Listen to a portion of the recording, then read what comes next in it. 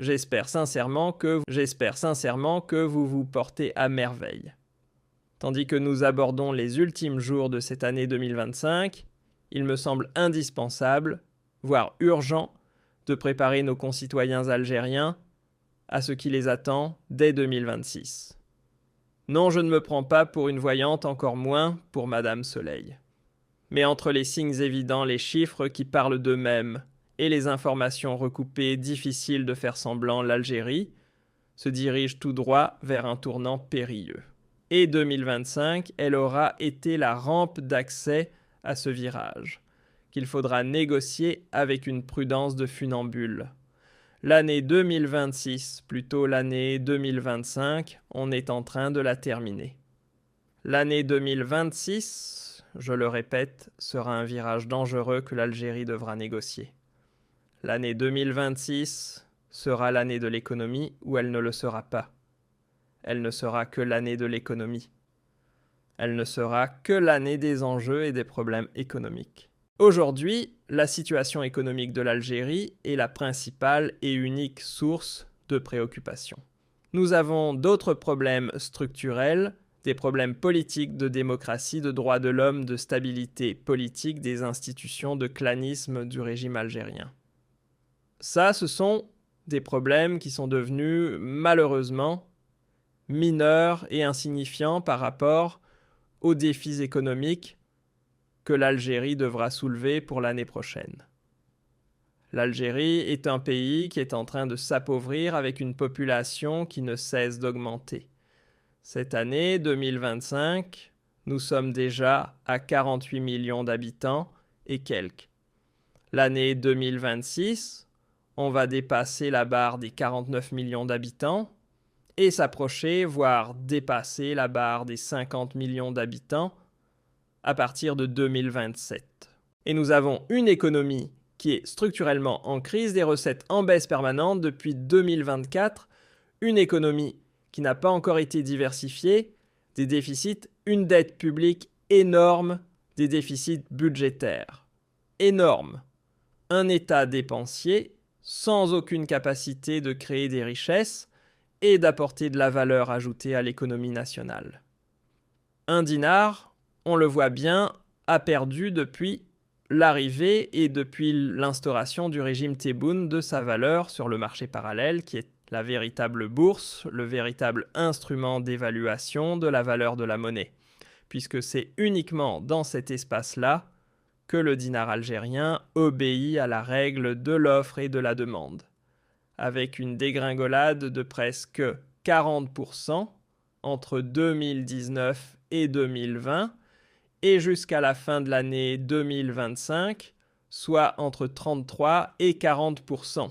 Donc une monnaie instable en chute libre, un pouvoir d'achat en chute libre, une gestion de l'économie brutale, chaotique, avec des restrictions à l'importation qui ont suscité beaucoup de pénuries, qui ont créé des indisponibilités et provoqué l'inflation, la hausse des prix et l'inflation des produits de consommation. Une industrie qui demeure très faible, une maîtrise des nouvelles technologies qui demeure encore très faible. L'Algérie est dans une situation chaotique, je dis bien, elle peut l'être. Elle l'est déjà. Elle est en train de s'approcher de plus en plus du chaos. Et ce chaos, ce serait quoi? Que le pays n'aurait plus de réserve de change, plus aucune réserve de change. En perdant ce matelas de sécurité, cette réserve de devises, il ne pourra plus assurer la sécurité et la satisfaction de ses besoins élémentaires. Je rappelle qu'à la fin de l'année 2025, le régime algérien ne veut toujours pas dire la vérité aux Algériens et aux Algériennes. Le régime Tebboune ment sur les statistiques officielles de l'économie algérienne. Elles sont basées dans 80% des cas sur le mensonge et dans les 20% restants sur la mauvaise interprétation. Nous avons effectivement des taux de croissance importants en agriculture, dans le secteur des services, dans la construction de bâtiments et travaux publics. Ce sont d'ailleurs des croissances de 5 à 6%. Ce sont des chiffres officiels, mais Ce sont des secteurs qui ne ramènent pas de devises à l'Algérie. Cela n'a aucun sens. Même si tu fais 10% de croissance en agriculture et que tu n'exportes pas, que tu n'exportes même pas 100 millions de dollars de produits, cela ne rapporte même pas 100 millions de dollars. Donc cette croissance ne sert à rien. La croissance économique utile, c'est celle qui permet au pays de diversifier ses exportations et de gagner des devises. Pourquoi ? Parce que nous sommes dépendants des devises pour pouvoir acheter les matières premières agricoles, pour acheter les armes pour notre sécurité nationale, pour importer les équipements industriels, afin de développer notre industrie pour les besoins en produits de consommation, pour les besoins de la population algérienne, pour les médicaments. Nous avons besoin de devises. Quand tu regardes tous les croisements, tous les calculs et toutes les variantes des chiffres économiques annoncés par les autorités algériennes en dinars concernant un taux de croissance interne, cela n'a aucun sens. La balance des paiements ou la balance commerciale, combien tu exportes, combien tu importes, la consommation intérieure, elle est en dinars. Le dinar est une monnaie faible artificielle en chute libre et elle n'est même pas convertible. Donc cela limite la consommation interne parce que le pouvoir d'achat est faible. Et les Algériens et les Algériennes ne consomment que ce que nous les autorisons à consommer. C'est-à-dire tout ce qui est autorisé à être importé et tout ce qui peut être produit localement. Or, la production locale est très faible. Dans tous les secteurs économiques, nous ne sommes pas souverains. En agriculture, on ne produit ni le blé, ni le soja, ni le lait que nous consommons, etc. En industrie, on ne produit aucune machine que l'on pourrait utiliser pour assurer notre développement industriel. Les médicaments, 50% de nos médicaments sont importés ou bien ce sont les matières permettant de fabriquer ces médicaments qui sont importés. Nous sommes ultra dépendants de l'étranger. Nous sommes non seulement ultra dépendants, mais nous sommes un pays qui ne peut être que connecté à la mondialisation. Aujourd'hui, il n'y a pas un pays qui soit souverain économiquement dans tous les secteurs. Cela n'existe pas. Il y a des pays qui ont des taux de souveraineté élevés et d'autres qui ont des taux de souveraineté très bas. Nous faisons partie des pays qui ont, dans certains secteurs, un taux de souveraineté moyen et dans d'autres secteurs, comme l'industrie par exemple, ou comme l'agriculture, un taux de souveraineté très bas, puisque nous devons importer une dizaine de milliards de dollars chaque année pour pouvoir satisfaire les besoins élémentaires de la population. La problématique actuelle de l'Algérie, c'est que sa gestion, qui a été basée sur la préservation des réserves de change, cette doctrine va s'effondrer en 2026. Nous l'avons déjà révélé. Le régime Tebboune a voulu nous démentir. Nous allons vous dire aujourd'hui toute la vérité, rien que la vérité. Les réserves de change, on a deux types de RCZ, de réserves de change en liquidité, ce que nous avons en dollars en devises, sont inférieures à moins de 30 milliards de dollars depuis le début de la rentrée sociale 2025. À la fin de l'année 2025, cette fin d'année, on risque d'avoir des réserves de change qui vont baisser jusqu'à 25 milliards de dollars. Et si ce scénario continue comme ça à la fin du premier trimestre, ou plutôt, soyons optimistes, disons à la fin du premier semestre de l'année 2026, on aura des réserves de change inférieures à 15 milliards de dollars.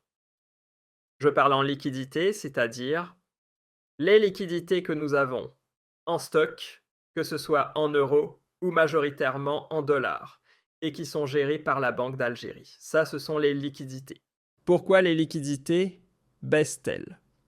Parce que les réserves de change en Algérie, ce que le gouvernement algérien ne dit pas, ou plutôt les mensonges du régime Tebboune, c'est que nos réserves de change sont composées de deux choses.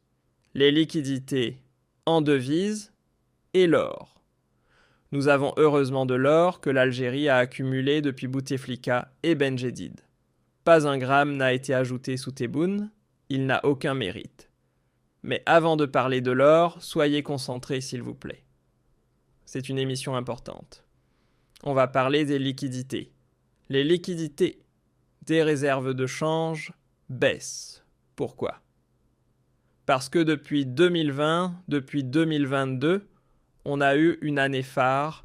Le prix du baril de pétrole était élevé, le prix du gaz était élevé, on a gagné beaucoup d'argent, une 60aine de milliards de dollars. Mais nous n'avons rien investi.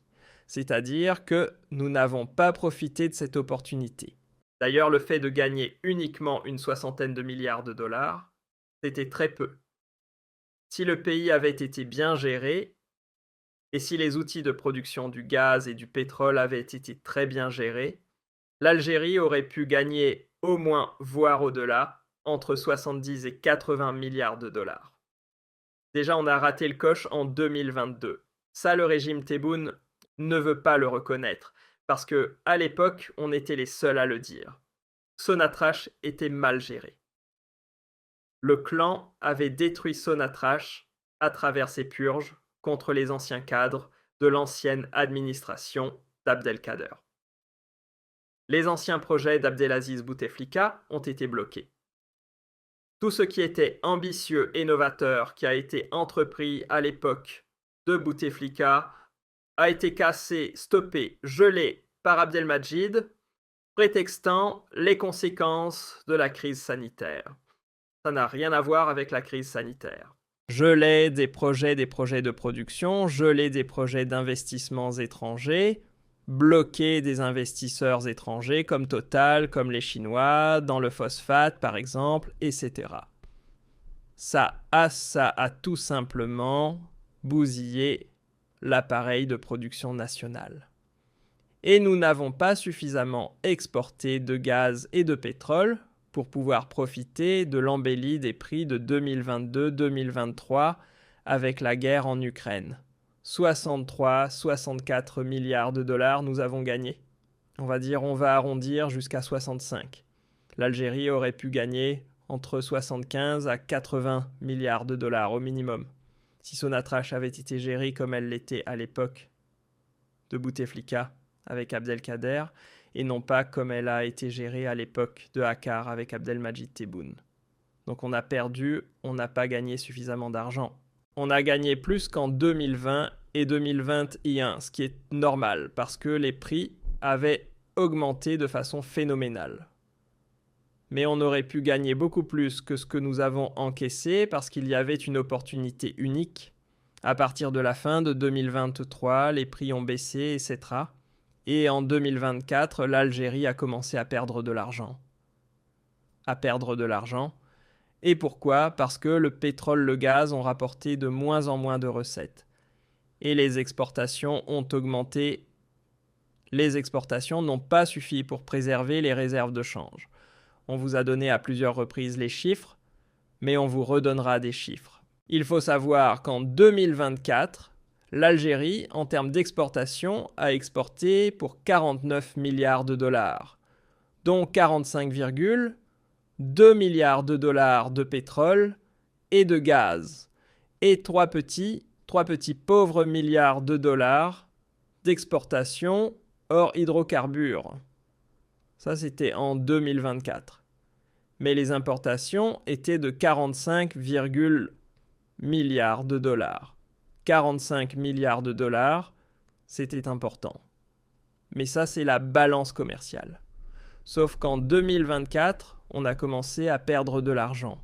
Pourquoi ? Parce que le gouvernement, le régime Tebboune, ne dit pas la vérité sur le véritable mode de calcul économique aux Algériens et aux Algériennes.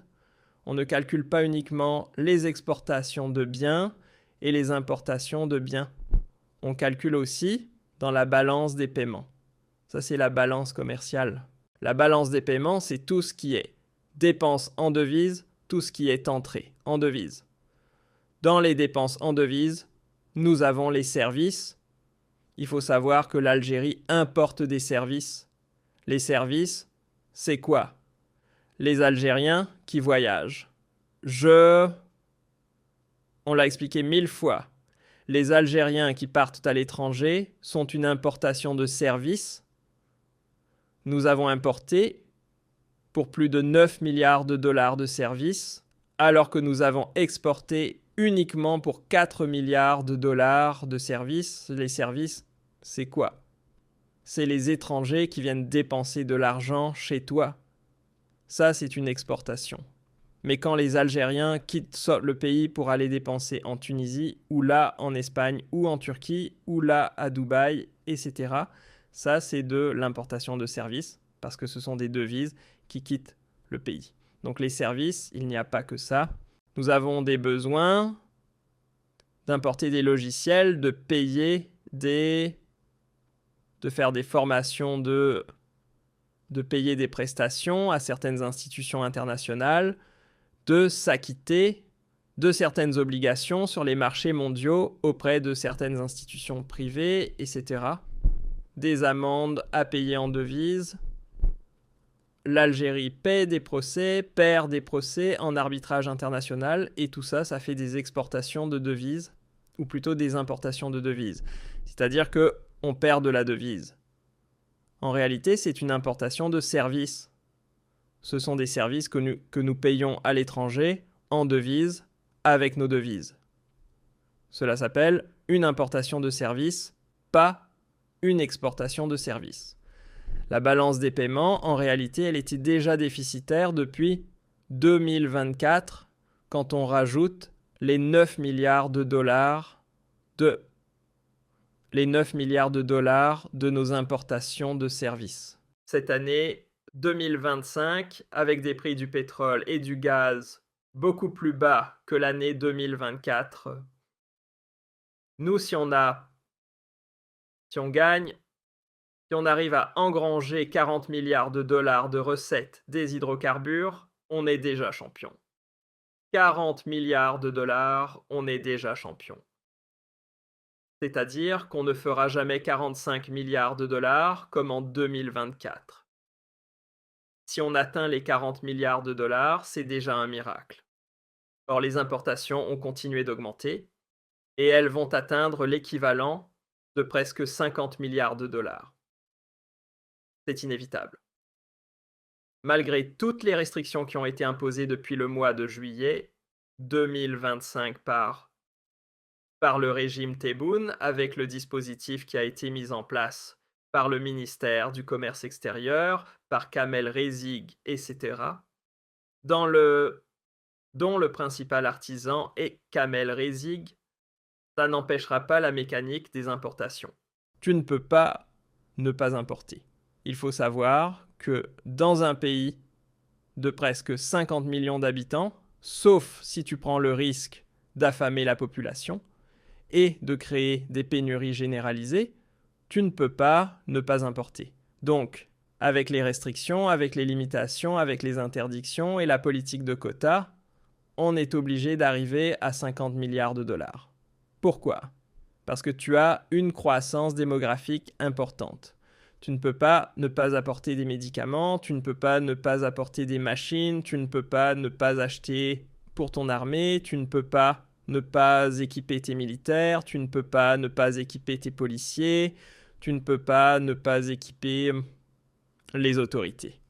Donc on fera dans les 50 milliards de dollars d'importation, ce qui va nous faire un trou de plus de 10 milliards de dollars. Et la Banque mondiale, nous avons fait une émission récemment où nous avons expliqué que déjà durant les 6 premiers mois de l'année 2025, le régime a déjà perdu 10 milliards de dollars en 6 mois. Le déficit de la balance des paiements s'est fortement creusé au premier trimestre de l'année 2025, atteignant 10,5 milliards de dollars contre 2,9 milliards de dollars en 2024. Donc déjà, on était déficitaire en 2024. Et on sera encore déficitaire en 2025. Sauf que là, on n'est qu'au premier semestre. Si on continue comme ça, on aura au minimum un déficit de la balance des paiements. Ou là, ce qu'on appelle aussi un déficit courant qui sera entre 10 entre 15 à 20 milliards de dollars. Ce déficit, ça veut dire quoi? Ça veut dire que les recettes en devises baissent et que nos dépenses en devises augmentent. Mais quand on n'a pas assez de recettes pour couvrir nos dépenses en devises, il faut quoi? On puise dans nos réserves de change. Ce que les Algériens et les Algériennes ne comprennent pas aussi, c'est que quand on exporte en pétrole 45 milliards de dollars en 2024, les 45 milliards de dollars ne rentrent pas directement dans les caisses de l'État. Dans les caisses de l'État, ce qui rentrait dans les caisses de l'État, par exemple, en 2024, c'est l'équivalent de presque 30 milliards de dollars. Pourquoi? Parce que Sonatrach prend sa part. Et les sociétés étrangères partenaires de Sonatrach, dans les projets de production et d'exportation de pétrole et de gaz, prennent leur part. Là, elle a besoin de ses propres... Parce que le pétrole et le gaz, ce n'est pas une énergie, ce n'est pas de la pluie, ça ne tombe pas du ciel, on ne met pas juste des bidons pour revendre. C'est une industrie. Sonatrach a aussi des charges, elle a aussi des frais de fonctionnement, elle a aussi une masse salariale, elle a aussi des besoins d'investissement. Il faut acheter du matériel, il faut faire des révisions, des rénovations de l'entretien, il faut faire de l'exploration. Tout cela, Sonatrach prend sa part. Donc, dans les exportations, réellement, quand le pays exporte 45 milliards de dollars de pétrole et de gaz, l'État ne touche que 30, même pas 30, entre 28 et 29, et pas la totalité en dollars. Une partie est versée en dinars, une partie en dollars. Donc nos recettes en devises, elles sont en baisse permanente depuis 2023 et 2024. Pourquoi? Parce que le régime Tebboune, au moment où le prix du pétrole et du gaz était élevé, n'a pas suffisamment exploité la conjoncture internationale pour bien gagner. On a vendu du gaz aux Italiens à bas prix. On a privilégié le gazoduc au lieu de vendre du gaz sous forme de gaz naturel liquéfié et de gagner beaucoup d'argent. On n'a pas produit, on n'a pas investi dans une industrie pétrochimique pour vendre des produits dérivés du pétrole beaucoup plus chers qui auraient pu rapporter de l'argent beaucoup plus que lorsqu'on vend un baril de pétrole pur. Les produits de gazier, on n'a pas développé l'industrie gazière, surtout le gaz naturel liquéfié. Le gaz naturel liquéfié, c'était le gros ratage de Tebboune. Au lieu de vendre du gaz via des navires méthaniers, qui coûtent 2-3 fois plus cher que le gaz que nous vendons dans les gazoducs Tebboune, a préféré faire plaisir aux Italiens pour gagner leur soutien et leur amitié, et nous avons perdu des milliards. Si on avait vendu notre gaz sous forme de gaz naturel liquéfié et non pas via des gazoducs, on aurait triplé nos revenus en 2022. Il y a eu tous ces ratages-là. Les réserves de change en juin 2025, elles étaient à moins de 39 milliards de dollars. Début de la rentrée sociale, elles étaient à moins de 30 milliards de dollars. Tebboune, quand il dit que nous sommes à une 60aine de milliards de dollars, d'autres disent que nous sommes à 70. Tout cela, il le calcule en incluant l'or dans les réserves de change. Donc je vous ai expliqué pourquoi les réserves de change baissent, parce qu'on dépense beaucoup plus en devises, que ce soit en importation de biens, en importation de services ou pour le fonctionnement. L'armée, dans son budget, quand elle achète des armes, etc., c'est en devises, ce n'est pas en dinars. La présidence, elle a aussi des devises. On en parlera, il y en a pas mal. L'État lui-même consomme beaucoup de devises pour les policiers, pour l'armée, pour le fonctionnement de l'État, pour les entreprises publiques, etc. Air Algérie, quand elle importe des avions, quand elle fait réparer ses avions, c'est en devises. Donc l'État algérien dépense beaucoup de réserves de change.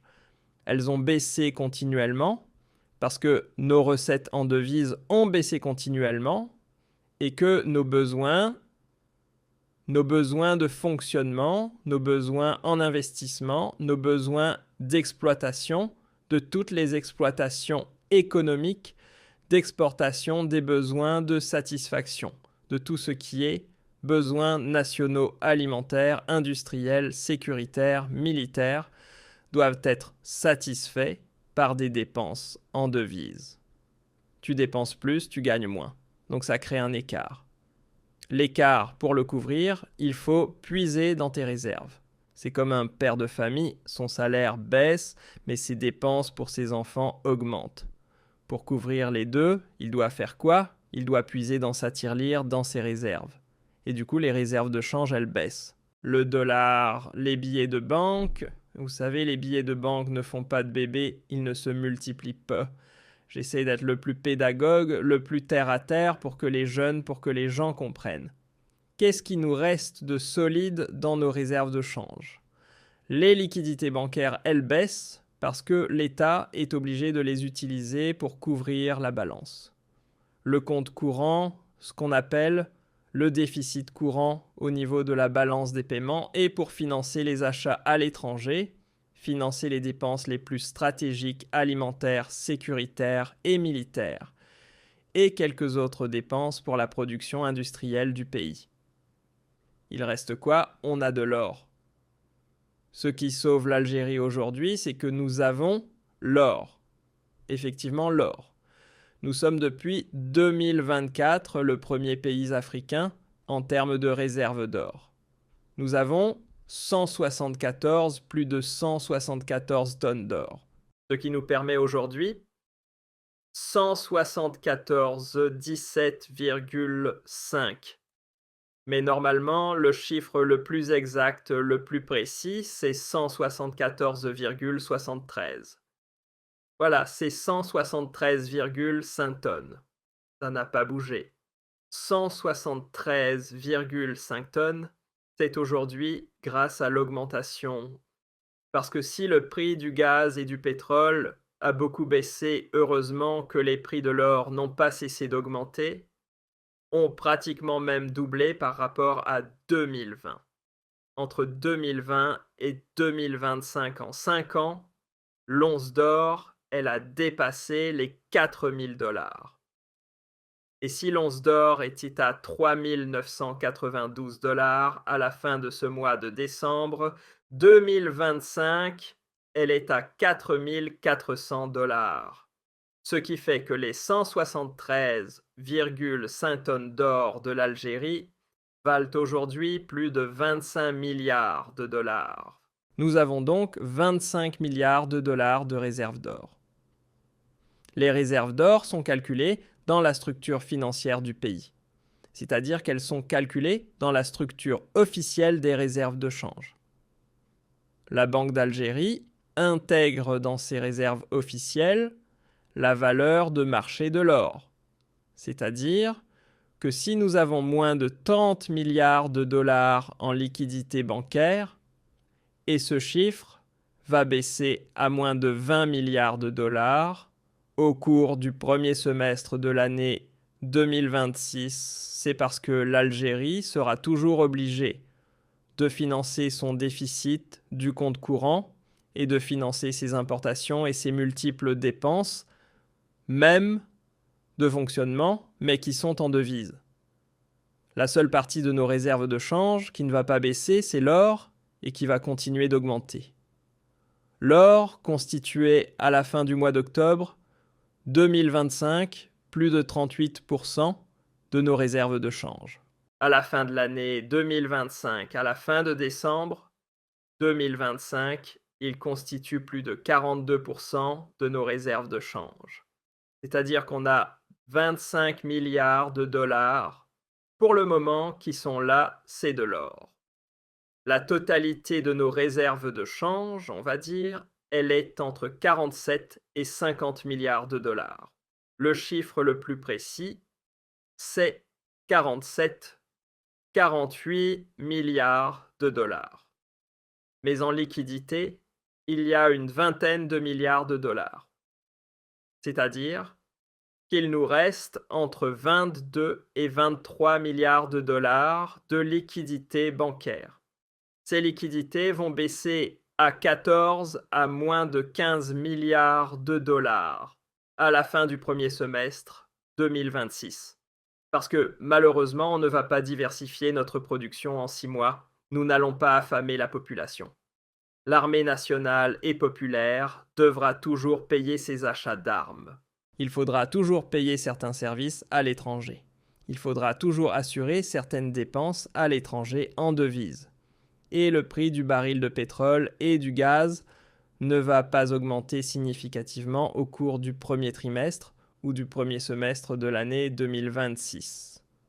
Donc, les liquidités vont disparaître petit à petit. Et à la fin de l'année 2027, peut-être même avant la fin de l'année 2026, on n'aura plus de liquidités bancaires en réserve de change. Si la gestion de l'économie nationale ou de l'économie algérienne perdure de cette manière, en 2026 ou 2025, il n'y aura plus de réserve de change. On aura l'or. Sauf que l'or, on ne peut pas l'utiliser. Vous savez, le Liban est un pays en faillite, il a beaucoup plus d'or que l'Algérie. Le Liban a plus de 286 tonnes d'or stockées au niveau de la Banque du Liban, la Banque centrale du Liban. Donc c'est un pays qui, en termes d'actifs en or, est beaucoup plus riche que l'Algérie. Mais est-ce que le Liban est un pays riche? Non. L'or, on ne peut pas le vendre. À moins de le vendre pour financer nos besoins, mais on sera perdant. D'abord, 25 milliards de dollars, ce n'est pas énorme. De deux, sa valeur va continuer d'augmenter. Donc si tu le vends, tu perds de l'argent. Alors que si tu le gardes, tu risques de gagner. L'or, qu'est-ce qu'on peut faire? On peut l'utiliser comme hypothèque pour demander des financements internationaux et pour contracter des prêts. L'or sera une hypothèque. Et avec ces prêts, on pourra développer notre industrie et nos investissements industriels pour développer notre économie nationale. C'est ce que l'Algérie devra faire. Si on était dirigé par des dirigeants intelligents, on devrait absolument faire cela, c'est-à-dire utiliser notre stock d'or pour contracter des crédits internationaux, convaincre des bailleurs de fonds internationaux de nous accorder des financements importants pour développer des zones industrielles, des usines, etc., qui pourront par la suite diversifier nos exportations et gagner des recettes en devises qui vont remplacer petit à petit le déclin du pétrole et du gaz et qui vont nous permettre de reconstituer nos réserves de change. Mais le régime algérien ne le fait pas. Il utilise pour le moment l'or comme une sécurité financière.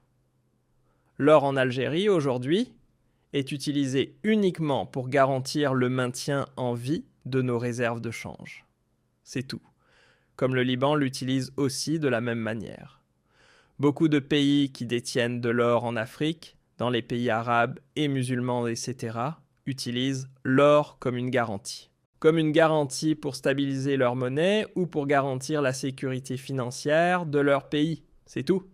Mais l'or ne remplace pas une industrie florissante, ne remplace pas la croissance économique, ne remplace pas la production industrielle, ne remplace pas la diversification de l'économie, ne remplace pas le pétrole et le gaz. Ça ne peut pas les remplacer. Donc notre stock d'or, pour le moment, va sauver l'Algérie, mais il ne pourra pas continuer à la sauver dans les années à venir. Parce que ce que nous avons comme or ne nous suffira pas pour financer toutes nos importations et assurer toutes nos dépenses en devises qui sont incompressibles. Tu ne peux pas ne pas importer du blé, tu ne peux pas ne pas importer de l'huile, tu ne peux pas ne pas importer du sucre ou du lait, tu ne peux pas ne pas acheter des armes, tu ne peux pas ne pas acheter des machines pour développer l'industrie de ton pays. Même pour construire des logements, il faut importer. Même pour développer des industries locales, il faut des matières premières, des machines et technologies que l'on doit importer. L'or sauve pour le moment l'Algérie. En 2026, il pourra encore la sauver. Mais à partir de 2027, il ne pourra plus être considéré comme un matelas de sécurité. Il faudra peut-être, et on en parlera dans une prochaine émission, utiliser cet or dès maintenant pour demander des financements internationaux, faire des levées de fonds auprès des bailleurs de fonds internationaux, ramener des investissements et contracter des prêts pour financer le développement économique. Si on ne le fait pas en urgence, je peux vous assurer qu'à partir de 2028-2029, on risque d'être dans une situation de précarité économique très avancée. Up